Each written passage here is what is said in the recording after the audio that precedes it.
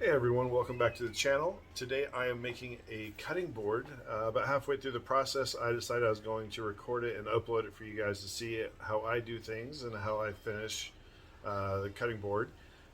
So it's already glued up and dried. I There are a couple of things that I do want to fix on it, and I'll show you those throughout the video. Um, it is made out of scrap wood, so I just wanted to see what it would look like. So here we go.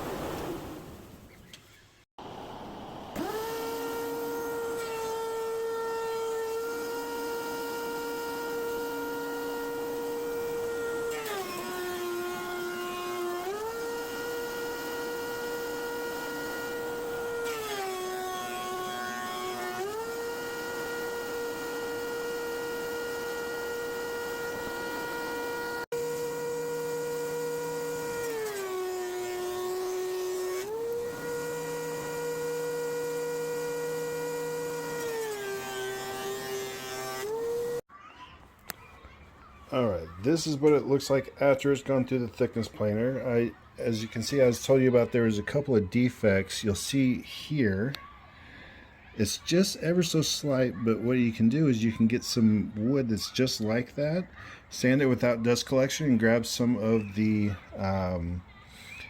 dust, and you can mix it with some glue and shove it in there, let it dry, and then sand it down, and it'll be like as if it never happened. On this side you can see as well, it's a little bit worse, but it's not too bad. So that's what I'm going to do next.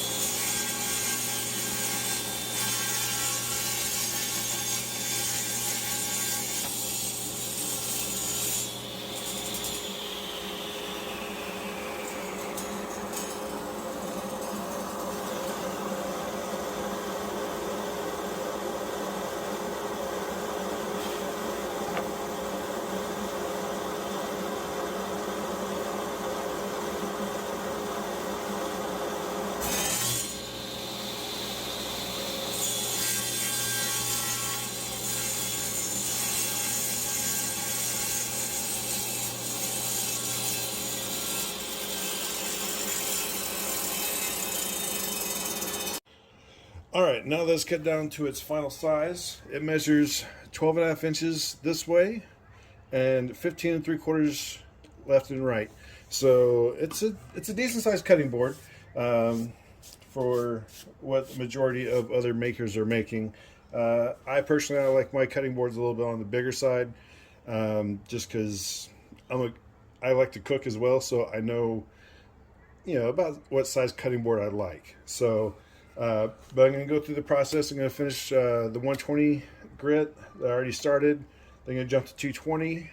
Then I'm going to raise the grain, and then once that dries, I'll round over all the edges and then finish off with 320, and then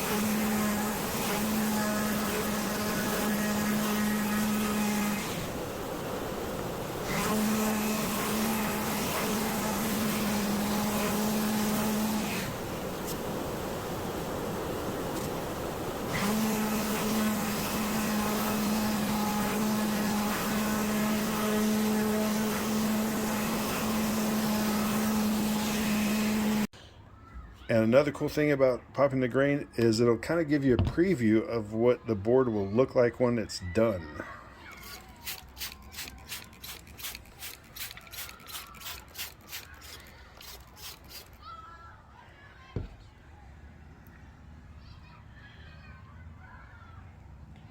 Yeah, it's going to look really nice when it's done.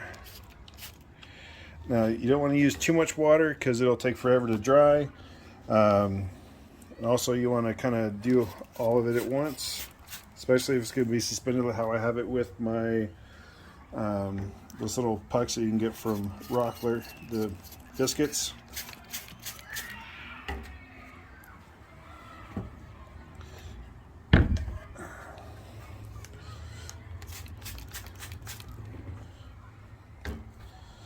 Then let's go with this side. You'll want to give it plenty of time to dry.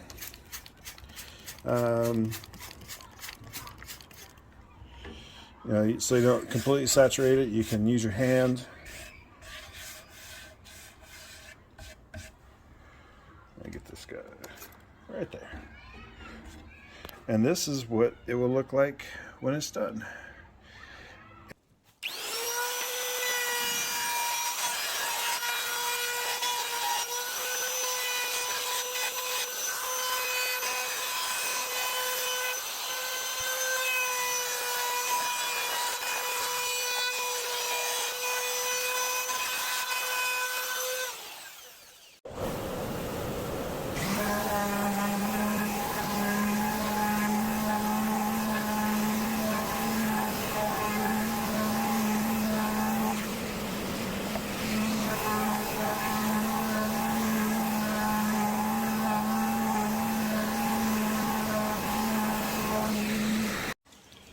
All right, now that we're done sanding to the 320 grit, you'll definitely hear a difference in sound. Obviously, it's not much difference, but there definitely is a touch and sound difference. Much smoother. And as you can see, there is still some Padauk you can see on my hand rubbed off. So that's when you'll want to get your denatured alcohol.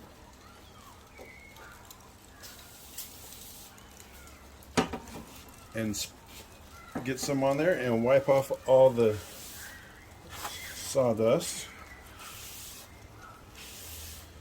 so that way you can get it all off your board, so that way it doesn't affect the lighter grain woods.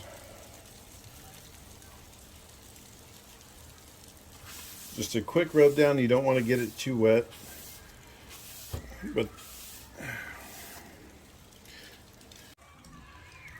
alright, now comes time to add the butcher block conditioner. I use Howard's butcher block conditioner right here. You can get it at Lowe's, Home Depot. It's pretty inexpensive. Now you can make it yourself, but I bought it before I decided I was going to make it, so I'm going to use it till it's done. Anyways, one thing I did forget to mention is the roundover. You'll want to sand by hand, so that way it doesn't mess up the roundover. I did that off camera, so that way I wouldn't have to torture you with more sanding. And now it's time for my favorite part of the build. You get to see what it looks like. Now you'll probably want to do a couple coats of this because the wood will soak it up. That's not a bad thing. Now this is not where I normally do this, but the lighting is better for the camera. So I'm just doing it right here for the lighting.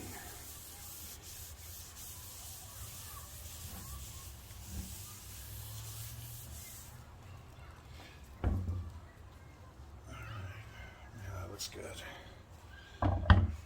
I'm using some cutoffs, some true scrap wood to set this on, because if you set it on anything, it can transfer to something else, and with them being in a triangle, very little contact between the wood and anything else to be absorbed.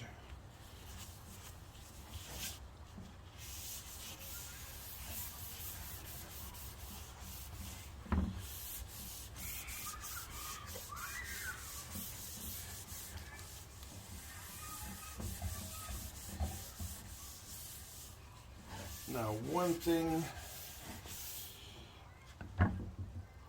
I have noticed is that I will notice little things that, say, a customer may not notice, that will drive me absolutely insane once it's finished, once I spot it.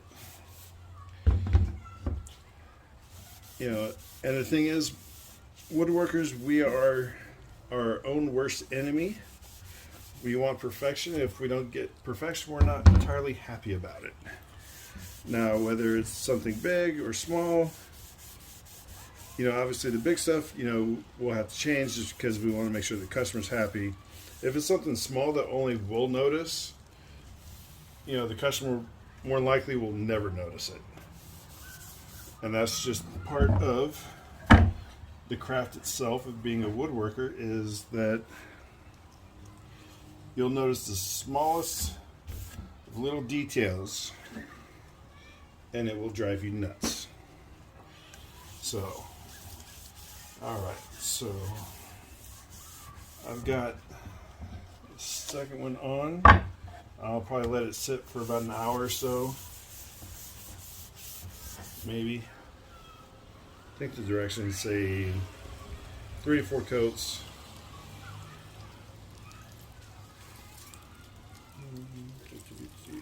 Yeah, I'll probably end up putting a couple more coats, because this is only coat 1, maybe 2, because I put it on kind of thick. But as you can see, it looks pretty good. Take my gloves off and I'll grab the camera, and you can see it completely.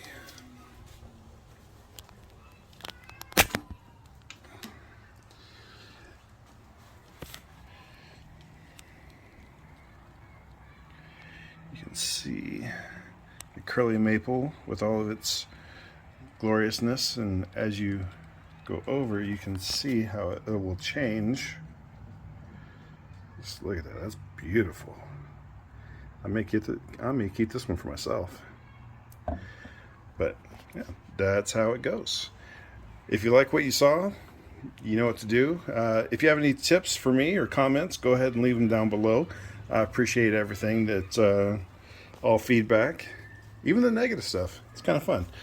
Anyways, thank you so much for watching.